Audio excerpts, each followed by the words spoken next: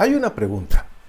¿El Mashiach o el Mesías judío y el Mesías cristiano es el mismo?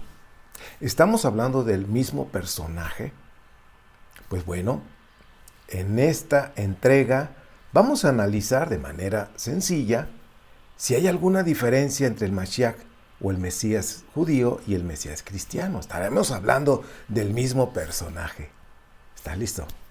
¡Comenzamos!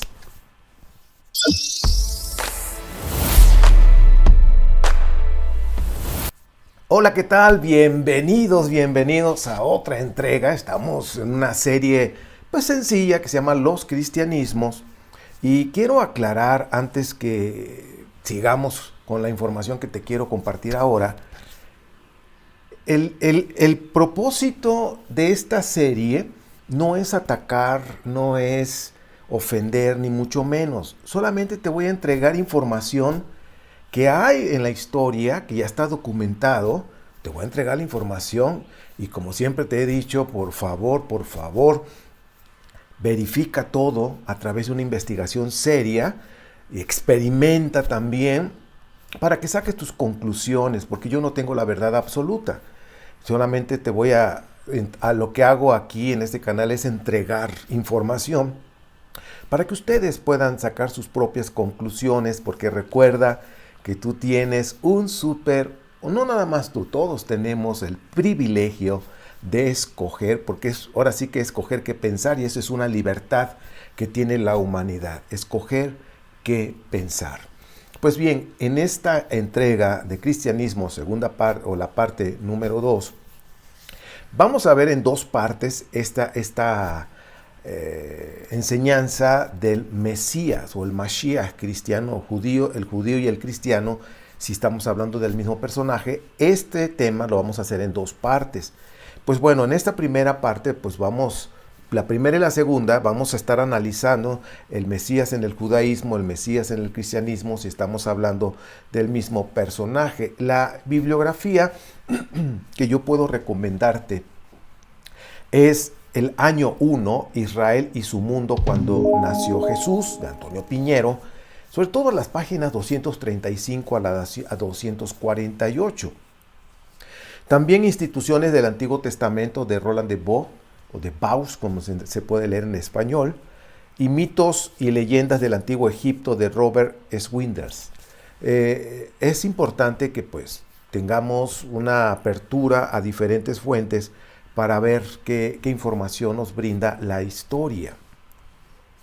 Pues bien, la historia, mitos, leyendas, todo eso hay en esa información y que nosotros tenemos que conocerla. Como ya he dicho, personajes que murieron, que resucitaron, que se aparecieron y luego ascendieron al cielo en diferentes culturas, ¿sí? En diferentes creencias religiosas, pues tienen de alguna manera a sus héroes, a sus personajes, a sus semidioses o a sus dioses que tuvieron esa característica de morir, de resucitar, de aparecer y ascender. Era una costumbre antigua de poder divinizar o de poder elevar a sus héroes a otro nivel. Tenemos, por ejemplo, el faraón que se asimiló a Osiris, y luego tenemos a Horus, que tuvo discípulos y tanto que ya les he platicado, Hércules, Julio César, Apolonio de Tiana, entre otros personajes, héroes, que de acuerdo a la mitología, de acuerdo a las leyendas, personajes que murieron y que luego ascendieron. Bueno, resucitaron y luego ascendieron al cielo, convirtiéndose en un dios. Y pues bien, entre los años 50, esto es interesante, entre los años 50 y 120 de esta era cristiana, los seguidores de Yeshua reinterpretaron su figura, su misión, su naturaleza salvadora. Y aquí es donde viene el asunto, naturaleza salvadora. Por ejemplo, podemos ver cuatro diferentes, en cuanto a esa naturaleza salvadora, cuatro vertientes o cuatro puntos diferentes, ¿sí? Porque de acuerdo al Mesías es el Salvador, ¿no? Jesús el Mesías, el Salvador. Pues estas cuatro, por ejemplo, una de ellas, que Jesús o Yeshua fue un hombre, un ser humano como todos, que tuvo padres biológicos, que en este caso viene siendo Joseph y Miriam. En el Talmud hay otra versión que Miriam fue violada por un soldado que le decían el Pantera. Entonces podemos ver diferentes cuestiones para poder degradar la posición que le habían dado a Yeshua en el cristianismo. Pues está ahí escrito, yo no estuve ahí, simplemente te estoy dando la información de lo que hay. Ya lo hemos comentado, yo no puedo decir que sí fue cierto, que no fue cierto, simplemente estoy dando la información de lo que ya hay, existe de hace casi pues más de 1000 años esta información. Pero es importante que estemos enterados de lo que hay, de lo que sí, de alguna manera la Biblia cristiana, el Nuevo Testamento, pues sí hay esos diferentes puntos en cuanto al Salvador, que por ejemplo ahorita estoy mencionando uno, que fue un hombre, un ser humano como nosotros, como todos, que tuvo padres biológicos, pero que después pasó a ser divino después de su muerte. Entonces ese es el primer punto, es un ser humano, pero que después de su muerte pasó a ser un ser divino. Que de alguna manera, si tú te das cuenta, Pablo estaba muy apegado a este pensamiento con respecto a Yeshua. Y Pablo en su doctrina, en su teología, dice que Yeshua era el hijo de David, un descendiente, era un ser humano, pero que fue divinizado, que adquirió ese nivel divino después de la muerte, hablando propiamente de la resurrección. Pero también otra versión, la segunda, dice que Yeshua pasó a ser divino en algún punto especial de su vida. No especifica en cuál exactamente, pero en algún punto. Bueno, también el tercero viene siendo que pasó a ser divino desde el momento de la concepción. Pues ahí entra, por supuesto, Mateo y Lucas, que ellos pensaban que Yeshua, que fue engendrado por Dios en el momento de la concepción, que fue un acto milagroso. Pues bueno, ese es el otro del tercer punto, que fue concebido y que desde ahí fue de manera divina porque es un ser divino. Pero el cuarto que estamos hablando, que Yeshua era un ser divino antes de nacer. ¿Por qué? Porque él era preexistente. Por supuesto que ahí entra el Evangelio de Juan con el capítulo 1, ¿sí? de la preexistencia de Yeshua, hablando de Logos. Pero pues también tenemos que ver que todo esto, como lo dije en una ocasión, es un copiar y pegar, hablando de Logos con otro escritor de judío que tenía esa influencia helenista y que hablaba del Logos, ¿ok? Bueno, en este punto entonces estamos hablando de 4 perspectivas con respecto a Yeshua, que ya lo hemos visto en otras ocasiones. Y nada más para terminar, Yeshua fue un ser humano como todos, pero fue divinizado después de la muerte. Otro que en algún punto de su vida fue divinizado. Otro que fue divinizado desde el momento de la concepción. Y pues que el cuarto que era divino desde antes de nacer, porque ya preexistía.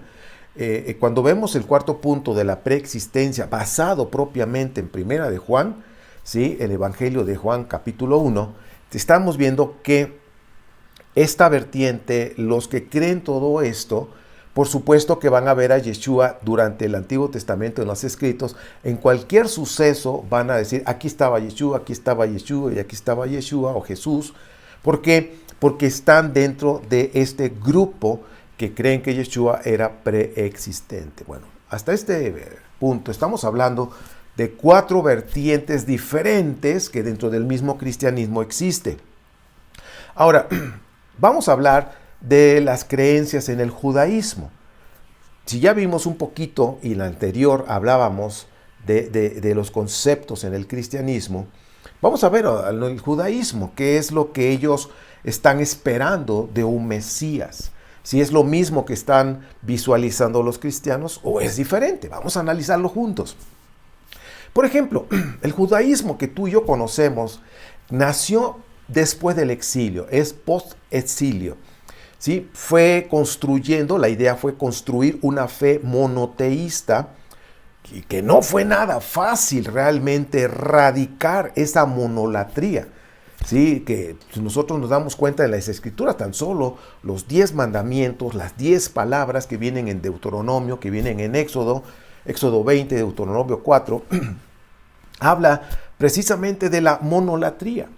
No es un punto de que eran monoteístas, no, ahí habla de monolatría cuando dice tan solo, no tendrás otros dioses fuera de mí. Eso es monolatría. La monolatría, ¿qué significa? Bueno, yo tengo mi Dios, ¿sí?, que adoro, pero yo estoy consciente que hay otros dioses aparte del mío. Eso es monolatría.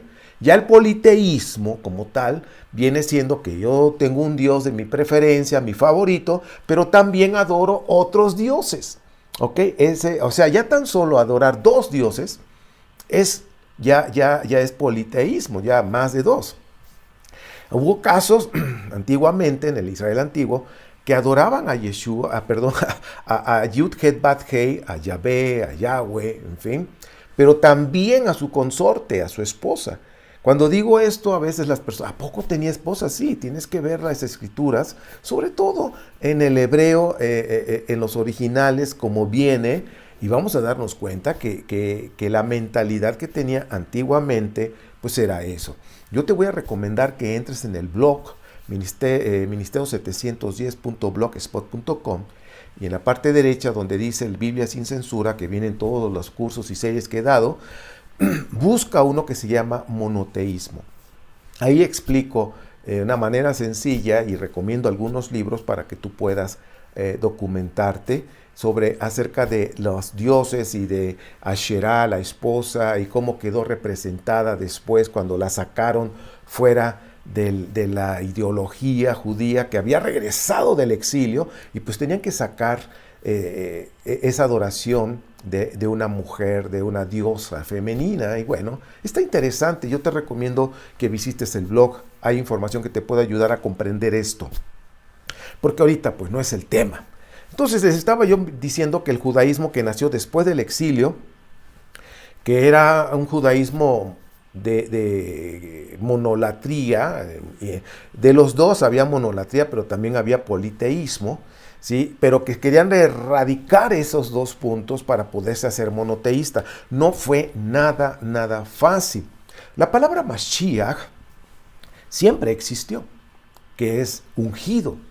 Y pues para este concepto de un Mashiach que traerá la liberación de la nación de Israel y que va a gobernar a todo el mundo después del exilio, ¿sí?, siempre existió una palabra de Mashiach, o sea, no es necesariamente es el que nos va a liberar, siempre existió, se aplicó, pues como hemos visto, sacerdote, profeta y el rey. Tan solo la palabra Mashiach, que es ungido, para el sacerdote, profeta, para el rey, todos ellos tenían ahora sí que ese título, vamos a llamarlo así, ¿sí? El Mashiach, profeta fulano, no, si nada más decían el Mashiach Isaías, ¿no?, el ungido. Entonces, para el sumo sacerdote y para el rey, pues había un protocolo de una ceremonia, un ritual muy especial para ser ungidos. Para un profeta, en algunos casos solamente, pero en la gran mayoría no había un protocolo especial para declararlo precisamente como profeta. Bien, ya que entendemos que ese concepto precisamente en Israel ya tenían el concepto de un Mashiach que era ungido para estos tres áreas de servicio, profeta, sumo sacerdote y el rey. Bueno, pero ¿cuándo nació el concepto de un Mesías Salvador que va a gobernar en Israel, en todo Israel y en todo el mundo de aquel tiempo? Bueno, ahorita lo vamos a ver. ¿Yeshua de Nazaret es Mesías? ¿Es un Mesías? Bueno, vamos a resolver esta pregunta. Porque de acuerdo a lo que las ideas que tenían los israelitas con respecto a un Mesías que estaban esperando, ¿sí?, el Mesías, ¿sí?, como ungido, estamos hablando de los conceptos de profeta, porque Yeshua no se presentó, yo soy el Mesías Salvador que va a gobernar, ¿sí? Él era un profeta. Y al decir profeta, pues fue ungido por Dios en algún momento, aunque no hay una especificación hasta que se hace en el año 120 en el libro de los Hechos, que especifica que Dios lo ungió, no dice en qué momento. Bueno, Yeshua de Nazaret es Mashiach, solo como profeta, de acuerdo a Mateo, anótalo, Mateo 13, 53 al 58. En Hechos 10, 38 dice: me refiero a Yeshua de Nazaret como lo ungió Dios con su espíritu y con poder, como andó haciendo bien y sanando a todos los que estaban oprimidos por el diablo, porque Dios estaba con él. Pues bueno, esa parte nos especifica tanto Mateo 13, 53 al 58, Hechos 10, 38, nos están diciendo, bueno, Mateo se escribió entre el 80 y 85 de esta era cristiana, Hechos en el año 120 también de esta era. Vemos diferencias de 40 años aproximadamente de que se escribieron, y el último que se escribió hablando de estos dos fue Hechos. Pero están hablando y presentando a un Mesías, un profeta. Ahora, ¿cómo se formó la idea del Mesías? Esa viene la pregunta. Oye, ¿cómo se formó esta idea del Mesías? Pues bueno, estamos viendo un poquito acerca del judaísmo. Precisamente en Génesis 49 describe la bendición a los hijos de Israel, prometiendo toda clase de bienes para el tiempo venidero a través de la tribu de Judá. Recuerden que los que escribieron todo esto pues eran los judaítas, y si se dan cuenta que toda la carga del reinado pues precisamente tenía que ser con la tribu de Judá. Ahora, no había otra tribu que pudiera sobresalir. ¿Por qué? Porque ellos eran los escritores. El oráculo de Balaam describe que sale una estrella de Jacob, un gobernante de Israel. Entonces ya desde ahí, a partir del exilio, después del exilio, que se escribieron las escrituras que conocemos como Torá, sobre todo la Torá, ¿sí? que es la constitución de un pueblo que se estaba reorganizando, que venían después de un exilio, después de ser desterrados, regresaban nuevamente a su tierra, y estamos hablando de los judaítas, y entre otros más que se colaron, llegaron otra vez a la tierra de Judá para volver a establecerse, pero traían su constitución que viene siendo la Torá, que se formó precisamente en el exilio.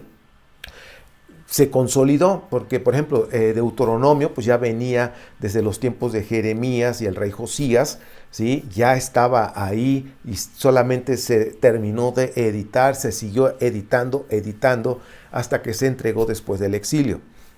Entonces, tenemos acá que a partir de que regresaron, pues debían de tener una mentalidad, una identidad, ¿sí? Y realmente los escritores y los filólogos y los arqueólogos israelitas, ¿sí? Se refieren a toda esta historia como una epopeya, ¿ok? Una hermosa epopeya.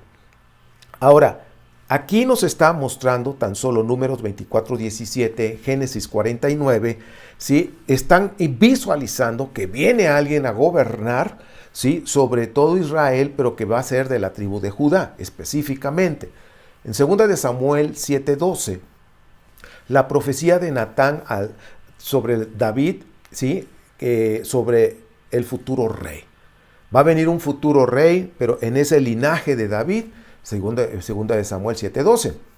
El Salmo 2:6 y el Salmo 110:1 sigue todavía con esa misma vertiente de un futuro rey, ¿sí? Y habla de una esperanza gloriosa en el futuro. Recordemos que pues había pasado el pueblo ahora ya consolidado como Israel, anteriormente Judá, antes del exilio. Entonces vemos en Jeremías 33, 14 al 26, vemos la promesa de restauración de un sacerdocio santo que va unida con un reinado de un descendiente de David. Aquí ya estamos viendo sacerdocio y el reinado, las dos cosas. Vemos tan solo en el reinado, en el sacerdocio, que había una línea exclusivamente para los de Aarón, pero aquí ya es diferente. ¿Ok? Aquí ya está diciendo que el que va a venir va a gobernar, ¿sí? Pero tiene que esas dos habilidades. Zacarías 3 muestra que en un futuro va a haber un Mesías sacerdotal que estará relacionado con el templo. Ahora, no perdamos de vista que lo que es el ser ungido es para 3 áreas: para un rey, para un sumo sacerdote y para un profeta, ¿ok? Para estos 3. Entonces, de alguna manera, en esa mentalidad que comprendían, pues estamos visualizando perfectamente que para lo que es la cosmovisión en el judaísmo, esperan un Mesías, alguien ungido, pero que este Mesías también está un Mesías relacionado, como dice Zacarías 3, ¿sí? en el área sacerdotal. Ahora, Deuteronomio, vámonos para Deuteronomio, estamos en la misma Torá. Deuteronomio 18:15, en el futuro vendrá un profeta que será el sucesor de Moisés y el pueblo tiene que escucharlo. Entonces, si te das cuenta, Génesis, Números, Samuel, que está dentro de los libros deuteronomistas, recordemos que los deuteronomistas, el paquete viene siendo Deuteronomio, viene siendo Jueces, Josué, Jueces, Samuel y Reyes. ¿Sí? Primera y segunda, nada más que antes era un solo paquete y luego los partieron en 1 y 2. Entonces, repito, los deuteronomistas es Deuteronomio, Josué, Jueces, Reyes y Samuel. Bueno, en ese paquete nos estaba mostrando también que venía un futuro rey. Y aquí Deuteronomio 18:15 dice, tienen que escucharlo. Dice, vendrá un sucesor de Moisés. Bueno, Malaquías 3:1, este libro se escribió en el año 350 antes de la era cristiana, ¿sí? Más o menos por año más, año menos. 50 años después que se entregó la Torá, se escribe Malaquías. Y Malaquías 3:1, porque más o menos promedio se entregó la Torá al pueblo que regresó, se entregó en el año 400, antes de la era cristiana, 450, 400 aprox. También Malaquías 3:1 dice que tienen la esperanza del retorno del profeta Elías. También se dice que vendrá el ángel de la alianza antes del juicio y del reino mesiánico. Entonces, estamos viendo información de alguien que va a venir a gobernar, que va a quitar el yugo de gobierno sobre. ¿Sí? Primero fueron los babilonios, luego llegaron los persas que fueron más blanditos, dijeron, bueno, está bien, regresen a su tierra, adoren a su Dios, pero nada más paguen sus impuestos y todos contentos. Bueno, luego llegaron los griegos y luego finalmente los romanos. O sea, siempre hubo yugo. Y pues estaban esperando que viniera alguien a libertarlos de ese yugo, de ser libres. Isaías, el segundo, el Deutero Isaías, como ya les he dicho, fueron 3 escritores, el primero del 1 al 39, que es el original, pero después viene otro Isaías, un seguidor o simpatizante, qué sé yo, discípulo, y escribe a nombre de Isaías, y habla del siervo de Yahvé. Este segundo Isaías es del capítulo 40 al 55. Si tú vas a entender esa parte, necesitas leer del 40 al 55, porque si solamente tomas el capítulo 53 y se lo acomodas a Yeshua, estás fuera de contexto. Tienes que ver cuál es el mensaje desde el capítulo 40 y del 55. ¿Qué es lo que quiso dar a entender este escritor anónimo, pero que escribió en nombre de Isaías? ¿Qué quiso transmitir? Aparte que ahí muestra, en este 40-55, muestra a Yud-Het Bat-Hei, a Yahweh, Yahvé, ¿sí? A Jehová, lo muestra como papá, pero también como madre. O sea, ya muestra el aspecto femenino. Recordemos que en esa parte, en el exilio, que se escribió esta parte de segundo Isaías, del 40 al 55, se escribió durante el exilio. Querían erradicar a Asherá. Entonces tenía que absorber todo lo que Asherá daba como una mamá, ¿sí? Entonces ahí toma y dice, yo soy el único, pero yo también te he visto como una madre, te he atendido, no te he abandonado. O sea, lo muestra en un aspecto femenino aquí a Dios. Hemos dicho que Dios no tiene género, ¿sí? Él es espíritu. ¿Sí? El espíritu puede ser hombre, puede ser mujer aquí en la tierra. En el ámbito espiritual no hay género. Así de sencillo, son espíritus nada más. Bien, Isaías habla del siervo de Yahvé. Entonces, estamos hablando en la perspectiva judía, ¿ok? Porque en la perspectiva cristiana lo interpretan a su manera.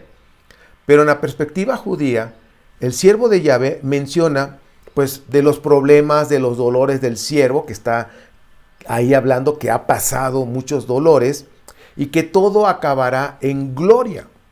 Ahora, de acuerdo con el contexto de este segundo Isaías, del 40 al 55, estamos viendo quién es el siervo. ¿Quién es el siervo de Yahvé?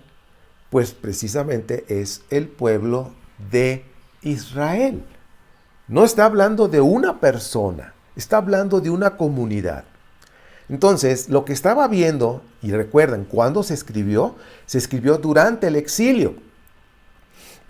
Y este personaje anónimo estaba visualizando, ¿sí?, el retorno del pueblo otra vez y que pudiera recuperar, que habían sido desarraigados, que pudieran regresar a su tierra nuevamente, que pudieran otra vez tener el gusto, el privilegio de estar ahí y de tener una libertad también.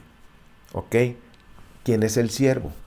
El pueblo de Israel, la comunidad, ya con ese nombre, porque los que estaban exiliados eran judaítas y que cuando regresaron, ya lo he platicado en otros momentos, tomaron los dos territorios, el norte y el sur, los mezclaron, los hicieron uno, como decía precisamente Ezequiel, ya no serán dos, sino van a ser uno solo, ¿sí? Y en ese tomaron el nombre del norte, que es Israel. Bien, o Yasharel, como hemos hablado, que ese es el nombre. Entonces estamos viendo aquí en el judaísmo lo que están visualizando después del exilio, un personaje, alguien que venga a traer realmente una libertad. Daniel, el libro de Daniel se escribió en el año 164 antes de la era cristiana.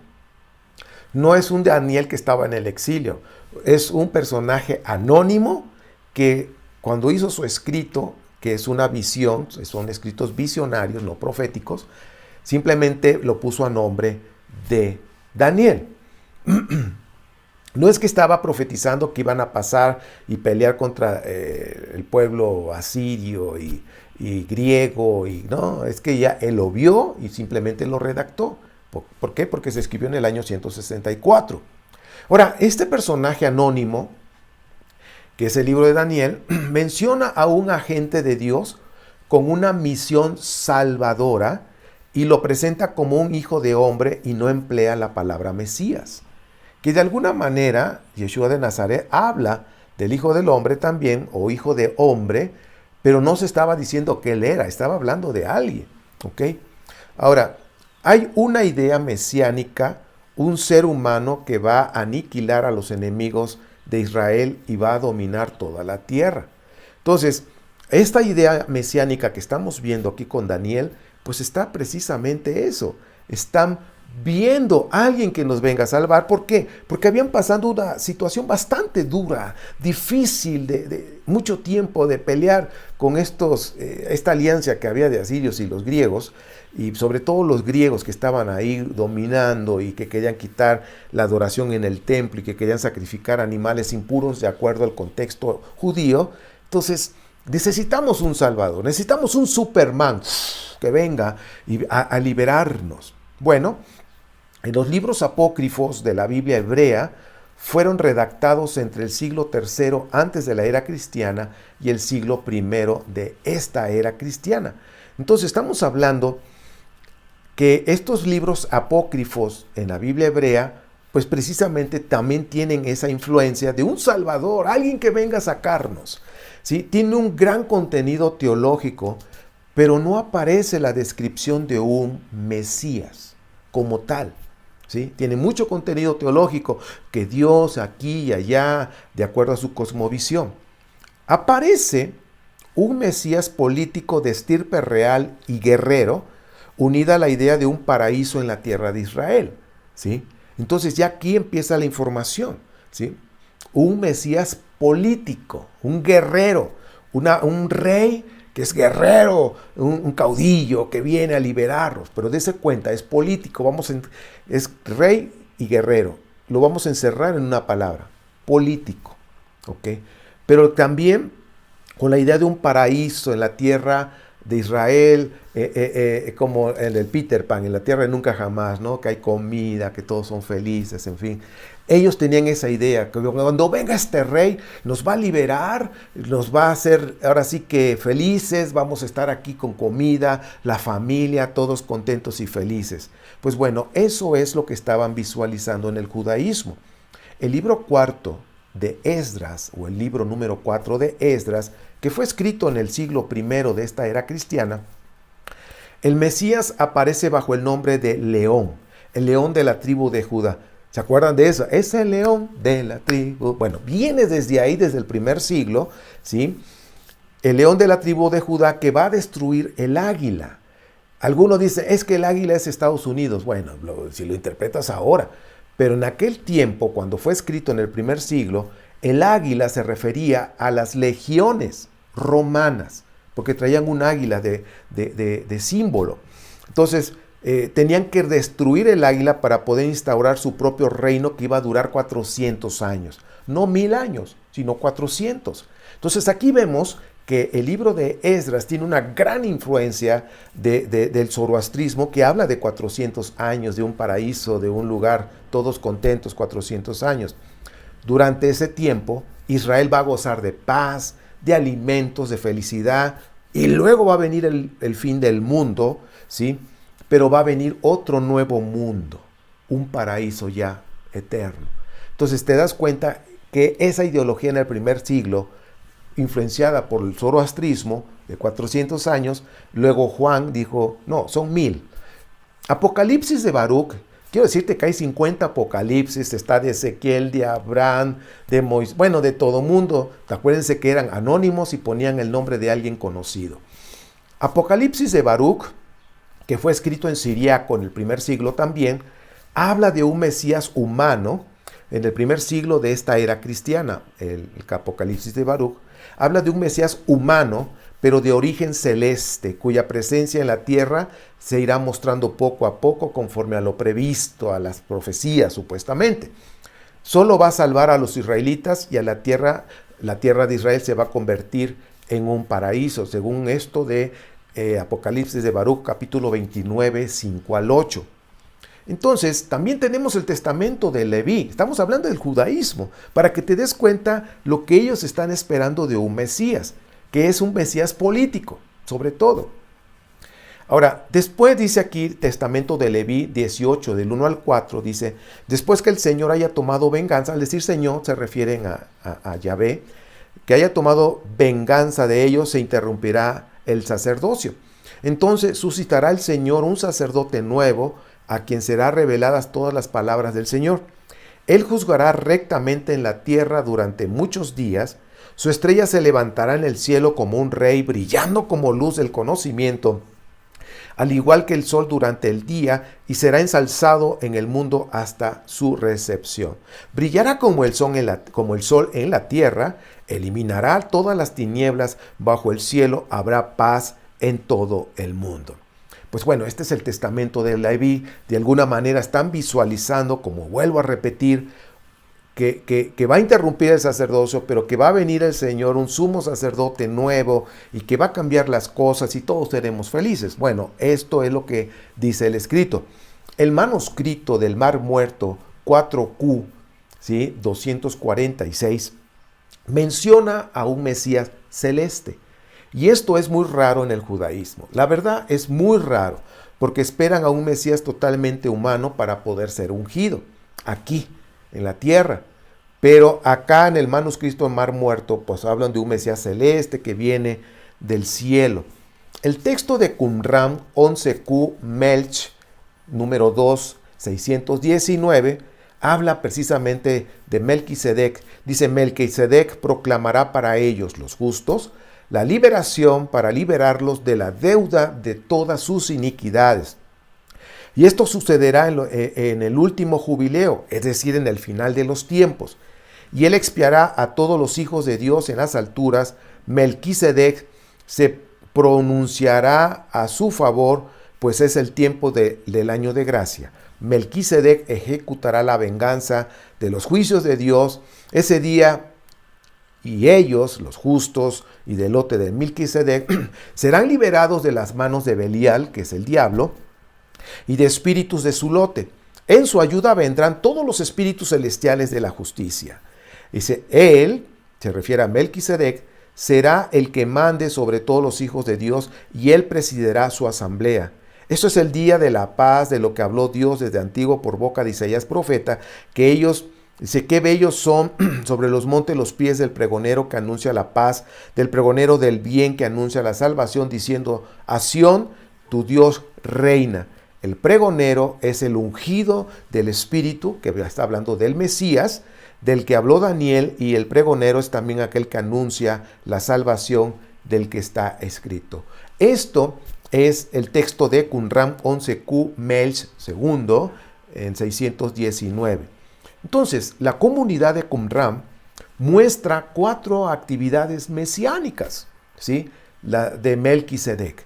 Juzgar, dice, es juez vengador de los justos, sacerdote celeste que expía los pecados del hombre.